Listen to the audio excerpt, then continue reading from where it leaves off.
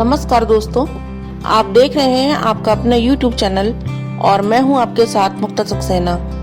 आज आपके सामने प्रस्तुत करती हूं बुद्ध प्रदोष व्रत कथा।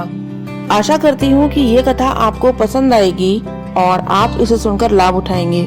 ये कथा एक पौराणिक कथा है जो सदियों से कही एवं सुनी जा रही है। पौराणिक मान्यताओं के अनुसार बुद्ध प्रदोष व्रत कथा इस प्रकार है। एक पुरुष था जिसका नया नया विवाह हुआ था। विवाह के मात्र 2 दिन बाद ही उसकी पत्नी मायके चली गई। कुछ दिन बाद वह पुरुष अपनी पत्नी को वापस लेने गया। इस दिन बुधवार था। बुधवार होने के चलते ससुराल पक्ष के प्रत्येक व्यक्ति ने उसको रोकने की कोशिश की। उसके सास ससुर, भाई बहनोई सभी ने उसको रोकने की कोशिश की।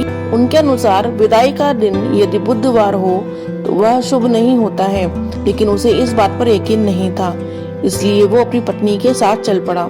जैसे ही वो नगर के बाहर तक पहुंचा तो उसकी पत्नी को प्यास लगी। वह अपनी पत्नी के लिए पानी लेने के लिए चल पड़ा। उसकी पत्नी एक पेड़ के नीचे बैठ गई। कुछ देर बाद ही वह पानी लेकर वापस लौटा तो उसने देखा कि उसकी पत्नी हंस हंस कर किसी से बात कर रही थी। वह उसी के साथ लोटे से पानी भी पी रही थी। यह देख उसे बेहद क्रोध आया। जब वह अपनी पत्नी के पास पहुंचा तो वो बेहद चकित रह गया। उसने देखा कि उसी की शक्ल का एक आदमी उसकी पत्नी के पास बैठा है। दोनों को देख उसकी पत्नी गहरी सोच में पड़ गई। दोनों पुरुष झगड़ा करने लगे। दोनों को झगड़ता देख आसपास भीड़ इकट्ठी हो गई। इतने में सिपाही भी आ गया। एक जैसे 2 आदमियों को देख के वो भी चकित रह गया। सिपाही ने स्त्री से पूछा, आखिर उसका पति कौन है?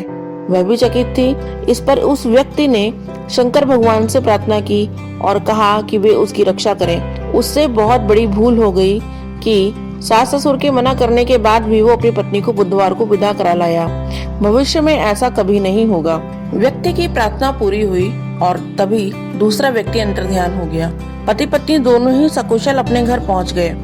उस दिन के बाद से दोनों ही विधि पूर्वक बुद्ध त्रयोदशी व्रत करने लगे।